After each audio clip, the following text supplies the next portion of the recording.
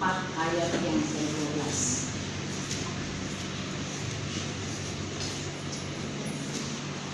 Sudah? Sudah dapat? Satu ayat saja. Mari kita semua berdiri, bangkit berdiri. Kita baca firman Tuhan bersama-sama dengan tertutur. Jangan balap-balapan ya. 2, 3. Semoga anak-anak laki-laki kita seperti tanaman yang tumbuh menjadi besar pada waktu mudanya, dan anak-anak perempuan kita seperti tiang-tiang penjuru yang dipahat untuk bangunan istana. Amin. Silakan duduk. Anak laki-laki seperti apa? Tanaman. Apa itu tanaman? Tanaman itu, kalau di rumah nggak ada tanaman itu rumahnya kering. Termasuk kita di sini di gereja nggak ada tanaman, susah. Saya mau tanamnya di mana? Bingung. Dulu ini saya tanam segala tanah sepenggal itu. Saya tanam apa? Kacang tanah, kacang panjang, kacang hijau, kacang tunggal, semua sepenggal itu di sana di garasi. Tanam itu segala macam kacang-kacangan. Ya, saya tanam cabai. Ya, terus apa itu kalau orang Cina tuh suka makan daun selasih. Ya, mirip-mirip dengan daun kemangi. Ya, saya tanam itu selasih sama lidah buaya. Saya senang menanam tanaman. Tanaman saya tanam bukan cuma itu saja kacang-kacangan, tetapi bumbu dapur, jahe, kunyit, serai, saya suka tanam. Sekarang saya nggak bisa tanam, ya, karena udah nggak ada tempat. Jadi kalau rumah tidak ada tanaman, rumahnya tuh panas, kering, tidak ada kesejukan. Tapi puji Tuhan, kita di sini ada kesejukan bersama dengan Tuhan Yesus karena ada ibadah setiap hari. Amin. Tuhan, itulah ibadah, itulah yang membuat satu kesejukan bagi kita. Apa artinya anak laki-laki seperti tanaman? Tanaman kalau kita tanam, ya, di tanah yang subur, dia akan memberikan apa? Pohon, tanaman yang subur akan mengeluarkan bunga dan buah yang indah, ya kan? Kalau dia dipelihara, apalagi dia dipelihara, disiram, dikasih pupuk, ya, dia akan membuat luar biasa sekali tanaman yang indah, akan mengeluarkan buah yang manis, buah yang besar, bunga-bunga yang indah. Itulah tanaman-tanaman. Jadi kalau anak laki-laki kita disebut seperti tanaman di masa muda, artinya kita sebagai orang tua bertanggung jawab untuk anak laki-laki kita, bukan saja untuk anak laki-laki tetapi juga anak-anak perempuan. Anak laki dan anak perempuan di mata Tuhan itu luar biasa. Kenapa? Karena itu adalah ciptaan Tuhan. Kita semua ini adalah ciptaannya Tuhan. Jadi jangan cuma bilang anak laki-laki pusaka anak laki-laki adalah pusakanya Tuhan. Terus anak perempuannya bagaimana? Ayo, anak perempuannya bagaimana? Bukan pusakanya Allah? Enggak juga. Nanti kita akan lihat. Ya.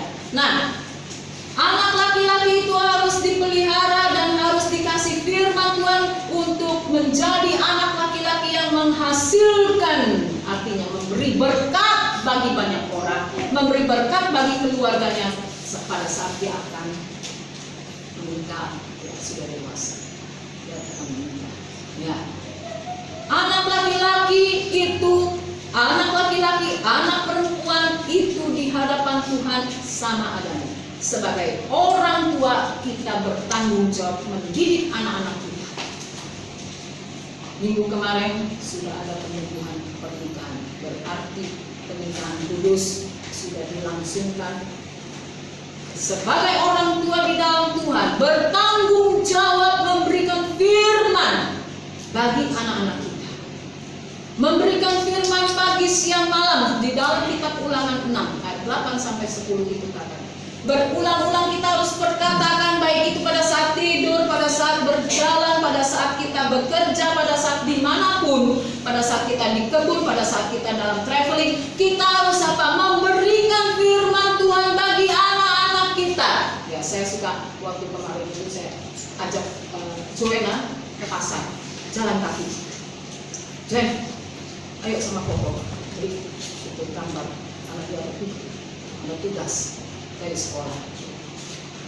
Koko aku naik sepeda aja. Enggak, Koko nggak bisa naik sepeda. Koko udah tua, susah naik sepeda. Terus udah jalan kaki. Nah, pada saat jalan kaki itulah saya kasih nasihat. Jadi pada saat kita bersama dengan anak-anak kita, kita tuntun mereka berjalan bersama-sama. Kita nasihati dia. Kita tegur dia dengan penuh kasih. Apakah pada saat anak kita kecil saja? Saya sering sama Elizabeth. Saya tadi bilang anak saya itu unik. Ulang tahun 2 kali, terus dia sendiri yang jadi Grab online, luar biasa. Ya, tomboynya tuh luar biasa, sama kayak mamanya tomboy. saya tuh tomboy. Ya. Naik ke atas, ayo aja. Ya. Elizabeth pun seperti itu. Jadi pada saat kita berjalan bersama-sama, kita komunikasi. Anak-anak saya kasih nasihat. Begitu juga dengan Faber, ya, dengan siapapun, dengan anak-anak saya. Pada saat berjalan bersama-sama, kita bicara, kita komunikasi untuk supaya dia tahu tentang kebenaran. Kebenaran itu harus diberitahu. Kalau kita sudah tahu tetapi kita tidak memberitahu, kita di hadapan Tuhan salah. Nanti dia akan menyesal. Menyesali, kenapa mama dulu tidak kasih tahu saya? Akan mempunyai satu akar kepatutan bagi anak-anak kita sendiri. Pentingnya anak-anak laki-laki, anak-anak perempuan itu menerima nasihat bukan dari orang lain saja, tetapi terlebih lagi dari orang tuanya sendiri. Selagi kita sebagai orang tua masih sehat, masih kuat, masih produktif, kita harus apa? Takut kepada Tuhan, memberitakan firman Tuhan kepada anak-anak kita. Itulah yang menjadi tanaman yang indah di masa muda. Jadi anak itu pada saat dewasa nanti dia tidak akan berjalan pada jalan yang salah. Lain dengan anak saya Timur. Lain dengan anak saya Timur. Saya sudah kasih nasihat. Saya sudah memberikan sebatas kemampuan saya sendiri. Tetapi dia melenceng. Sudah menikah, sudah punya anak 2, tidak bisa mendidik keluarganya, memang hancurkan keluarganya sendiri. Apakah itu salah saya? Tidak. Jadi orang-orang suka bilang, ini nih, anak pendeta ini ya. Anak pendeta kok seperti ini? Bagaimana bapak pendeta sama ibu pendetanya? Kok nggak bisa mendidik? Kalau sudah dewasa, apalagi sudah punya anak, apalagi anaknya sudah ya, besar. Terus, apakah itu salah saya? Usia 18 tahun ke bawah adalah tanggung jawab orang tua. Setelah usia 18 tahun ke atas, itu adalah tanggung jawab dia sendiri. Karena dia sudah dianggap dewasa. Dia sudah menikah, sudah punya anak, sudah punya istri, sudah punya rumah tangga. Terus itu salah saya? Itu karena dia tidak takut kita. Jangan dibilang salah saya. Saya merasa tadinya saya pikir saya sebagai orang tua saya gagal. Tetapi Tuhan memberikan satu penghiburan buat saya. Itu bukan salahnya. Dia sendiri tidak mau berjalan menurut jalan yang sudah ditunjukkan. Tidak mau berjalan mengakibatkan dia sendiri menghancurkan dirinya sendiri. Ada nggak yang seperti itu? Banyak. Di antara kita banyak yang seperti itu. Jadi kalau kita sudah berikan firman Tuhan, kita sudah tanamkan firman Tuhan sampai berakar bagi anak-anak kita sendiri, lalu sudah dewasa dia tidak mau ikut firman Tuhan dengan benar, itu salah. Saya bersyukur sama Tuhan. Saya keluar dari keluarga saya. Orang tua saya, keluarga saya semua di Amerika. Saya tidak berkeluar dari jalannya firman Tuhan. Saya masih tetap berjalan pada jalan firman Tuhan. Sampai hari ini saya bisa berdiri. Itu karena kemurahan. Kalau boleh dibilang, saya di Indonesia ini benar-benar sebatang kara. Pernikahan saya dulu tidak disetujui oleh orang tua saya. Karena apa? Berbeda derajat. Saya putih, Pak Jai hitam. Dan orang sama-sama Chinese. Itulah yang tidak diinginkan oleh orang tua saya. Sampai akhirnya bapak saya bilang begini, kamu akan masuk dalam prosesan Tuhan selama 10 tahun. Benar, saya masuk dalam prosesan Tuhan selama 10 tahun. Itu luar biasa, sampai saya nangis-nangis. Saya sampai rasanya nggak sanggup-sanggup, sampai saya mau bunuh diri. Terakhir saya pun mau bunuh diri. Saat anak saya lahir nomor 3 Februari, usia 6 bulan apa 10 bulan, bukan, usia 7 bulan. Usia 7 bulan saya membunuh diri. Untuk apa saya hidup di dalam dunia ini? Saya ini anak orang kaya. Saya bisa segalanya, bisa bahasa Inggris, bahasa Mandarin. Soalnya tidak bisa bawa mobil, mengemudi mobil, tinggal mengemudi pesawat aja yang nggak bisa. Saya terlalu sombong. Pada saat kesombongan kita sampai titiknya kita sombong, saya ditundukkan oleh Tuhan. Akhirnya saya bilang, dah, harus melahirkan masih ada sisa obat. Saya makan itu obat vitamin. Banyak-banyak 1 botol. Itu sisa-sisa vitamin semua. Masukin dalam mobil. Kok nggak mati-mati ya? Benar. Ini benar. Sampai bapaknya kelabakan. Aduh, gimana nih? Labakan. Itulah prosesan Tuhan.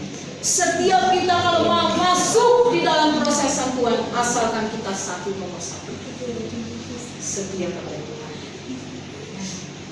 kita akan menerima kemenangan. Saya rasakan itu luar biasa sekali.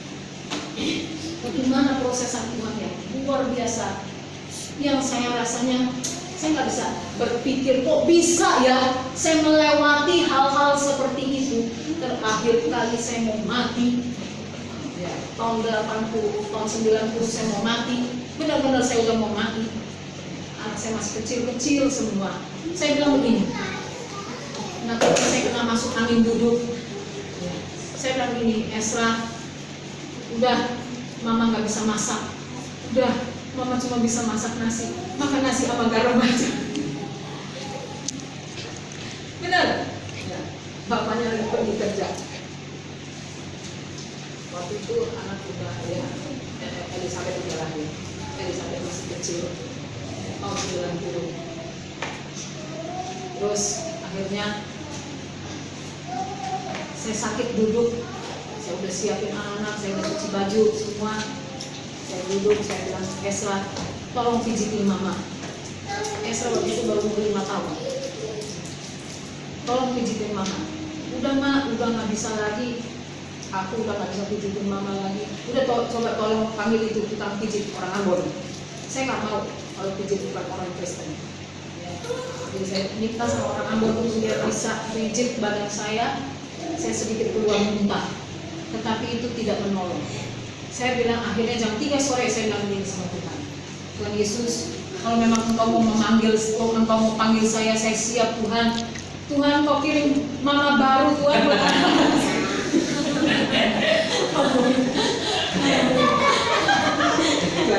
Ini benar ini. Duduk di bangku sofa. Aduh Tuhan Yesus. Tuhan kau kirim mama baru Tuhan. Kau angkat aku saja Tuhan. Sampai saya bilang itu sama Tuhan. Tapi Tuhan tidak berkenan. Semua itu berani. Sampai jam 3 pada saat saya selesai berdoa seperti itu, kok gue gak diangkat-angkat sama Tuhan ya? Kenapa ini Tuhan? Ada ketok pintu orang. Ketok pintu orang mengalir ya. Saya bilang Esra, bukain Esra. Mama gak kuat angkat tangan, gak bisa jalan. Gak bisa memang, udah gak kuat. Akhirnya dia buka pintu, Bapak pendeta yang datang. Pendeta orang Ambon Dari Bekasi. campur orang India. Dari Bekasi, bayangkan dari Bekasi dia jalan dari pagi katanya, cari rumah saya di Jelambar. Akhirnya memang saya tinggal di Jelambar. Sampai di Jelambar dia ketemu tetangga saya di Jelambar bilang, saya sudah pindah ke Cengkareng. Tetangga saya itu baik-baik karena saya juga orangnya baik-baik sama tetangga saya. Dia kasih tahu alamatnya, ketemulah alamat saya. Pas setelah saya selesai berdoa alamat, kemudian dia datang dari Ibu, kenapa Ibu? Muka ibuku kayak tembok. Benar, saya bilang, aduh saya juga nggak ngerti saya kenapa sakit hati seperti itu. Oh Ibu ini kan angin duduk. Pantes, saya rasa saya harus ketemu Ibu. Itu Bapak pendeta seperti itu. Saya harus ketemu Ibu, saya harus kasih tahu Ibu. Saya nggak tahu kasih tahu apa, ternyata ini Ibu sakit. Bapak mana? Oh Bapak kerja sebentar lagi pulang Pak. Ibu Ani harus cepat kemana? Ke pasar. Bukan cepat ke dokter, cepatnya kemana? Ke pasar. Ngapain Pak? Ya udah nanti kalau Bapak pulang, Bapak sama saya aja pergi ke pasar Cengkareng. Beli apa? Bumbu dapur. Bumbu dapurnya apa? Jahe, serai, lengkuas. Dicuci bersih, direbus, diukur. Nah, saya bisa sembuh, saya bisa ada sampai hari ini. Itu anugerah. Nomor satu kita sebagai orang tua harus sungguh-sungguh cinta kepada Tuhan, mengasihi Tuhan. Apapun yang terjadi di dalam kehidupan kita, tetap kita harus cinta Tuhan. Ingat anak-anak kita membutuhkan kita untuk kita didik mereka, kita ajar mereka, untuk kita bimbing mereka, untuk menjadi anak-anak Tuhan yang juga cinta kepada Tuhan. Anak-anak Tuhan yang sungguh-sungguh takut kepada Tuhan. Disitulah kemenangan demi kemenangan yang Tuhan kasih. Saya diproses oleh Tuhan begitu luar biasa karena apa? Karena satu, saya sombong. Dua, saya egois. Tiga, saya orang kepala batu. Orang kepala batu. Kita anak Tuhan yang tidak sungguh-sungguh cinta Tuhan, itu kepala batunya masih ada. Jadi jangan kita menjadi anak Tuhan yang kepala batu, diajar nggak mau dengar, diajar nggak mau terima, diajar ngomel, diajar tolak, dibimbing, dididik menolak. Kalau kita sebagai anak Tuhan tidak mau dididik, tidak mau diajar, Tuhan pun tidak bisa ngomong apa-apa sama kita. Itu mungkin anak saya ini.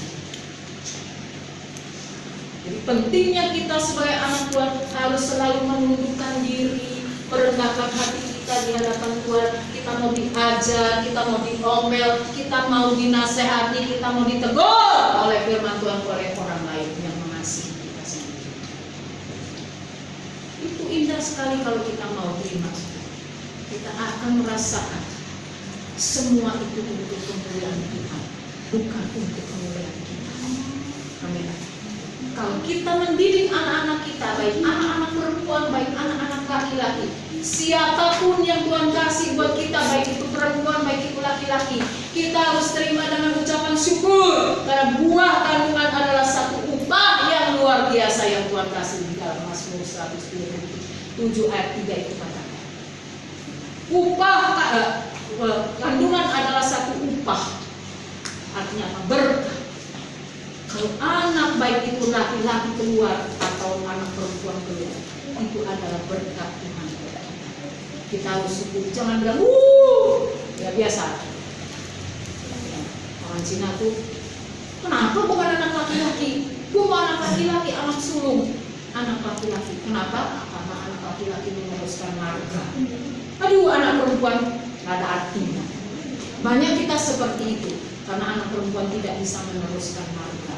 Anak perempuan harus ikut suami. Jadi kalau anak laki-laki ada di keluarga, oh itu keluarga bangganya luar biasa. Oh, aku punya anak laki-laki yang bisa meneruskan nama keluargaku. Salah. Jangan kita membedakan anak-anak kita sendiri. Buktinya dalam firman Tuhan, Deborah, ya kan? Kalau kita baca di Hakim-Hakim pasal 4, Deborah adalah seorang apa? Seorang nabiah. Bukan lagi seorang nabiah, tapi dia juga adalah seorang hakim. Siapa lagi? Esther. Dia adalah seorang apa? Permaisuri. Permaisuri. Ruth. Dia bukan dari garis orang Israel, tetapi dia diangkat oleh Allah masuk di dalam garis keturunan Tuhan Yesus. Luar biasa. Hana sebagai seorang perempuan. Jadi kalau yang dibilang anak perempuan itu nggak ada artinya, jangan kita ikut adat dunia, tapi kita harus ikut firman Tuhan. Memang anak perempuan itu harus dididik menjadi pendoa-pendoa.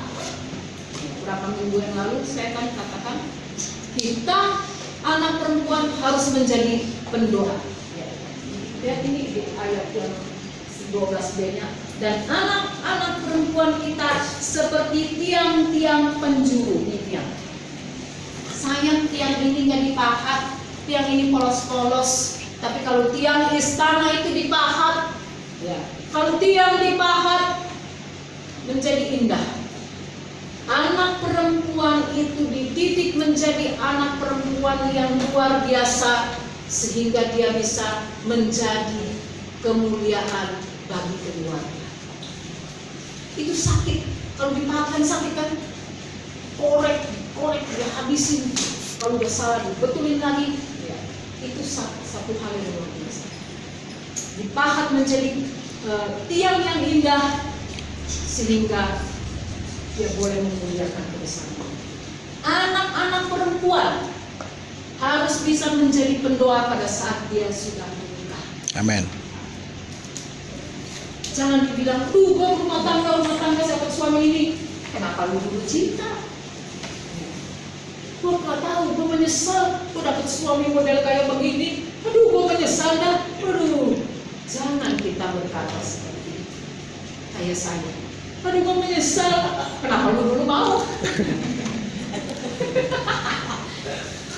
Satu orang timur bilang, Raja ini luar biasa, dapat istri yang luar biasa. Kenapa? Pak J dapat anugerah. Ini orang dapat. Ini mudah banget, positif banget. Ya, jadi oh iya musibah memang benar saya musibah. Saya ini, saya ini luar biasa dapat anugerah Tuhan juga.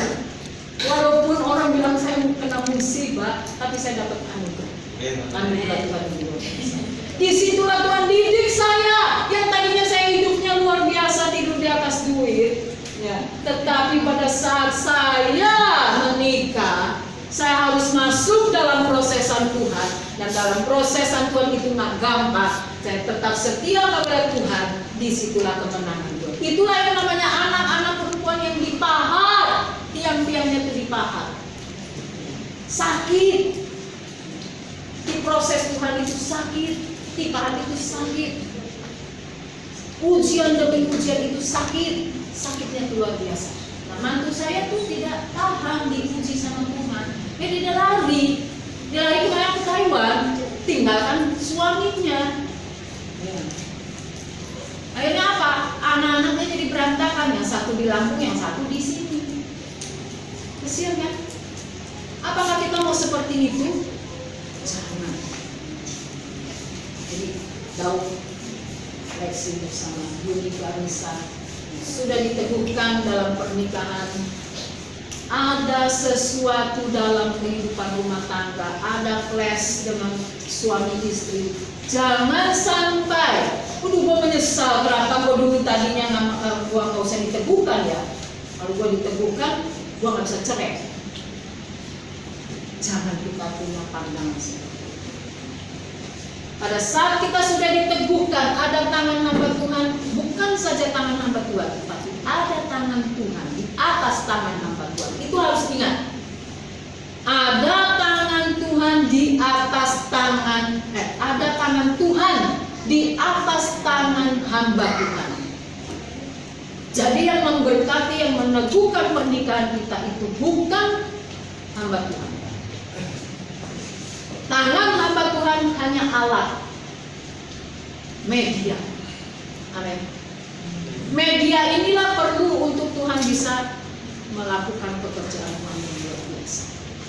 Jadi jangan sampai pada saat kita sudah diteguhkan pernikahan, ya, terus memang harus ada prosesan dalam keluarga. Ya. Tetap kita harus apa? Setia kepada Tuhan. Pandang kepada Tuhan Yesus, saling mengalah satu dengan yang lainnya. Jangan suami udah tinggi, istri juga tinggi, naik makin tinggi. Gua mesti harus lebih tinggi dari suami gua. Jangan. Saya dulu seperti itu. Gua harus lebih tinggi. Gua kan orang hebat, gua kan orang pintar. Ya, sombong. Dulu saya seperti itu. Saya lebih tinggi. Akhirnya Tuhan hancurkan. Jadi kenapa? Karena suami itu adalah kepala. Dia adalah imam. Dia adalah yang melindungi keluarga. Istri dia harus menopang suami. Menopang itu paling berat. Menopang itu paling susah. Kenapa? Dia harus selalu berdoa terus. Dia harus berdoa.